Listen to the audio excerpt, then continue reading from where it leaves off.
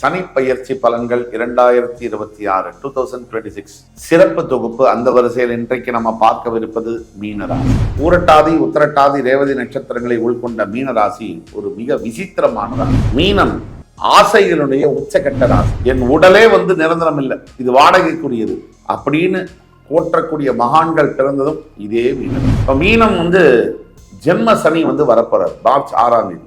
உடனே நான் இப்படி சொன்னா ஜென்ம சனி வரவர் உங்களுக்கு லைஃப் இதோடு முடிஞ்சிருச்சு, உங்களை சனி பகவான் மிகப்பெரிய அளவில் தாக்க போறார், உங்களுக்கு லைஃபே காலி அப்படின்னு சொன்னா அது போய்.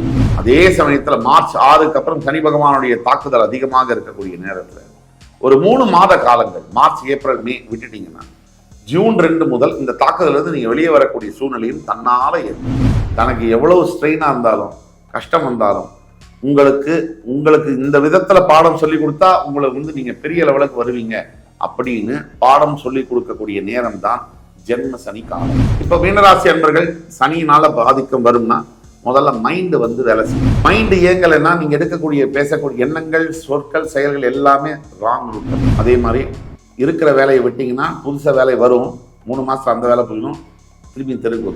இது வரைக்கும் வாழ்க்கை எப்படி போயிட்டு இருந்துச்சோ இதே விட நல்லா இருக்கும் அப்படின்னு எதிர்பார்க்கவே. தொப்புள் கொடிக்கும் அப்பாற்பட்ட உறவு, அந்த உறவு இறைவனுக்கும் உங்கள் உயிருக்குமான உறவு. அந்த உறவை தான் நீங்க புடிச்சுக்கணும். மீனராசியை பொறுத்த வரைக்கும் எனக்கு முழுமையான நம்பிக்கை இருக்கு, மீனராசி எந்த விதமான பிரச்சனையில இருந்து மேல் ஜெயிச்சிருவீங்க. அதனால கடவுள் உங்கள் பக்கம், கவலை தேவையில்லை.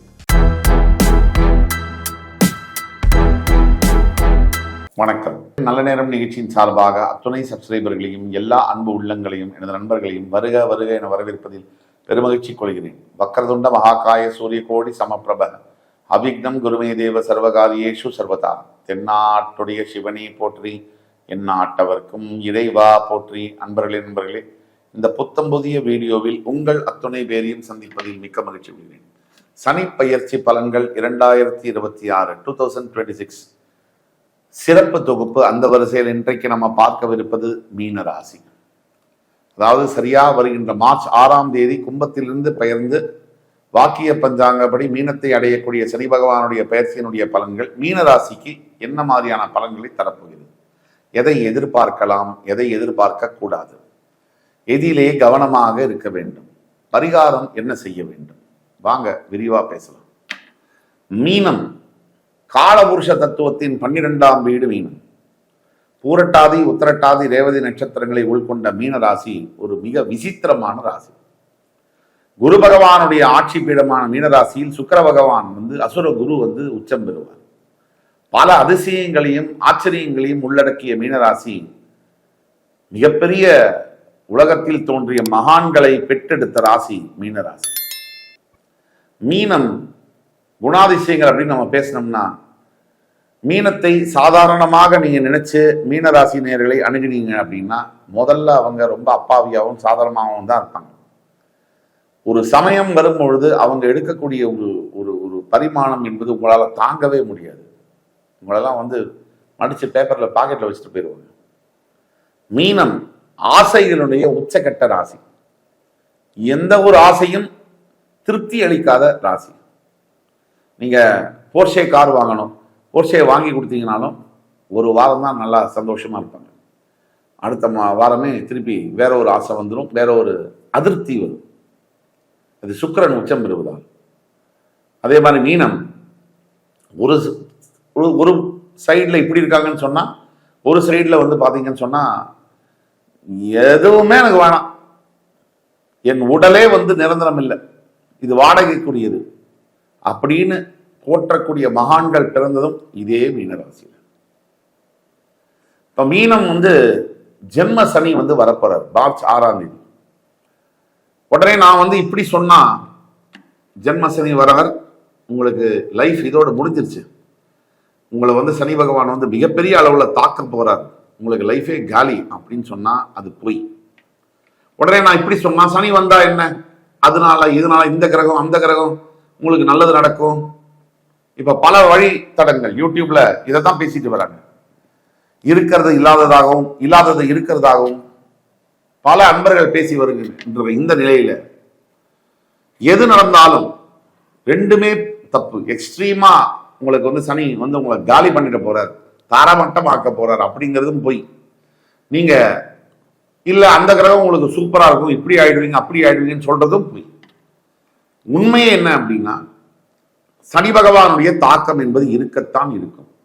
அதே சமயத்துல மார்ச் 6க்கு அப்புறம் சனி பகவானுடைய தாக்குதல் அதிகமாக இருக்கக்கூடிய நேரத்துல ஒரு 3 மாத காலங்கள், மார்ச் ஏப்ரல் மே விட்டுட்டீங்கன்னா, ஜூன் 2 முதல் இந்த தாக்குதல் இருந்து நீங்க வெளியே வரக்கூடிய சூழ்நிலையும் தன்னால ஏற்படும்.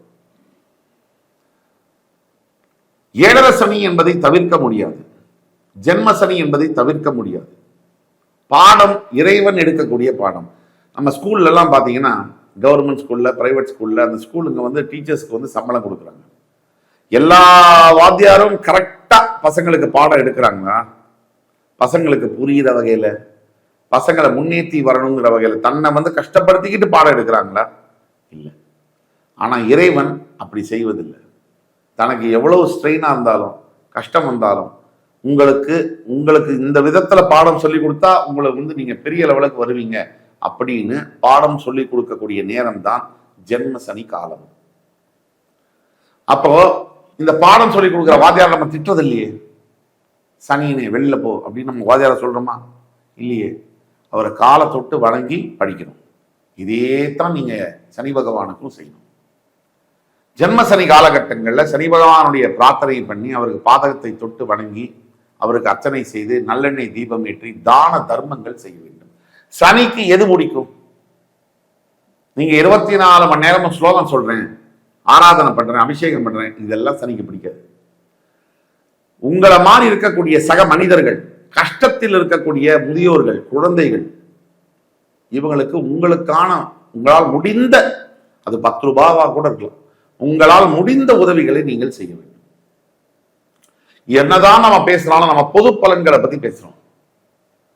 மீனராசி என்பர்களுக்கு உங்களுடைய பிறப்பு ஜாதகத்துக்கான அடுத்த ஜென்ம சனிக்கான என்ன பலன்கள் இருக்குன்றதை பத்தி தெரியணும்னா கீழே கொடுக்கப்பட்டுள்ள வாட்ஸ்அப் நம்பர் நீங்கள் தொடர்பு கொண்டு பேசும்போது உங்களுக்கான துல்லியமான பலன்களை கணித்து தர முடியும். இதுல இந்த மாதிரி பலன்கள்லாம் இருக்கு.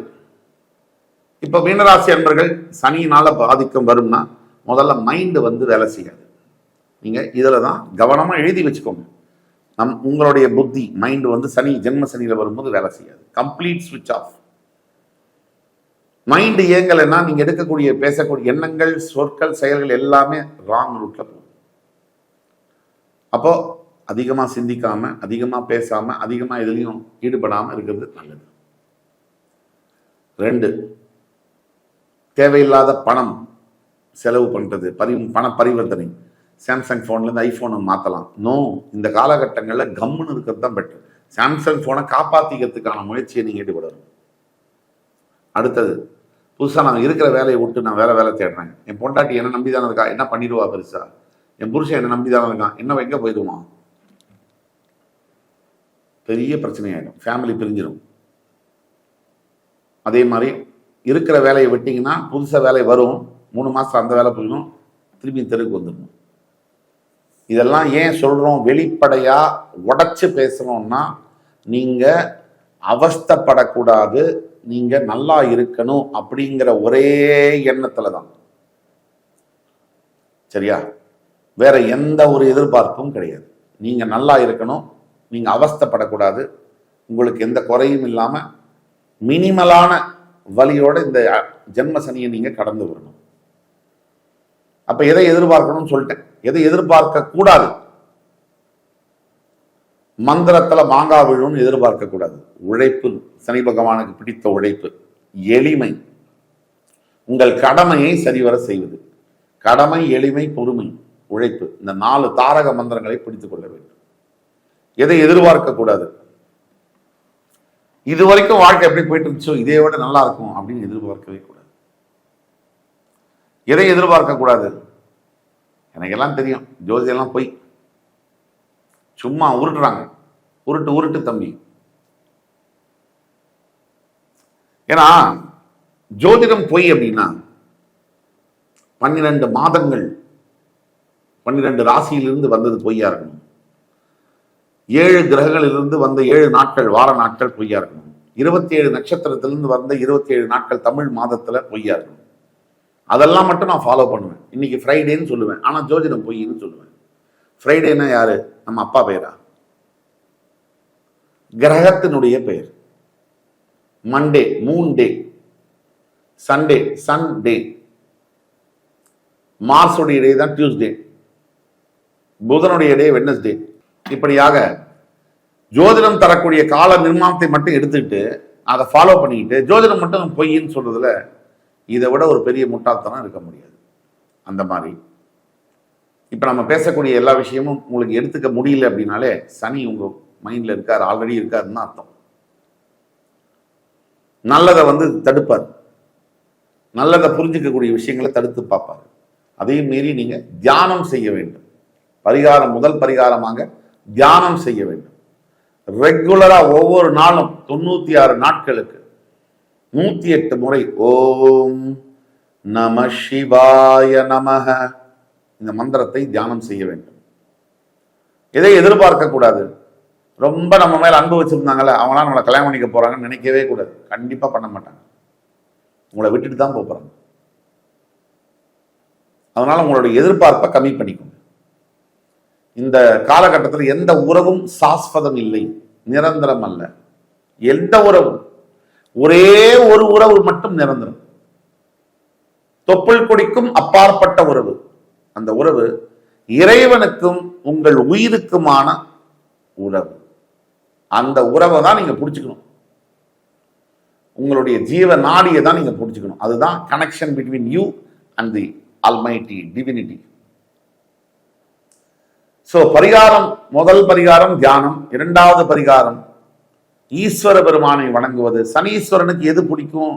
மறுபடி சொன்னேன், தர்மம் தர்மம் தர்மம். தர்மத்தை நீங்கள் கடைபிடிக்க உங்களுக்கு சனீஸ்வர பகவான் துன்பங்களை கம்மி பண்ணி தான் கொடுப்பார். இதெல்லாம் விட பெரிய விஷயம் என்னன்னா, மனசுல இருக்கக்கூடிய நம்பிக்கையை விடக்கூடாது. உள்ளுக்குள்ள எவ்வளவோ பயம் இருக்கும், ஆனா நம்பணும். நீங்க ஜெயிப்பீங்கன்னு நீங்க நம்பணும் முதல்ல. அப்புறம் தான் அந்த உலகம் நம்பும். மீனராசியை பொறுத்த வரைக்கும் எனக்கு முழுமையான நம்பிக்கை இருக்கு. மீனராசி எந்த விதமான பிரச்சனையில இருந்து மீண்டும் ஜெயிச்சிருவீங்க. அதனால கடவுள் உங்கள் பக்கம், கவலை தேவையில்லை. இந்த காணொலி உங்களுக்கு பிடிச்சிருக்கும்னு நம்புறேன். அடுத்து வரும் காணொலியில் மறுபடியும் உங்கள் எல்லோரையும் சந்திக்கும் வரை உங்களிடமிருந்து விடைபெறுவது உங்கள் சுபாஷ் பாலகிருஷ்ணன். நன்றி, வணக்கம், வாழ்க வளமுடன்.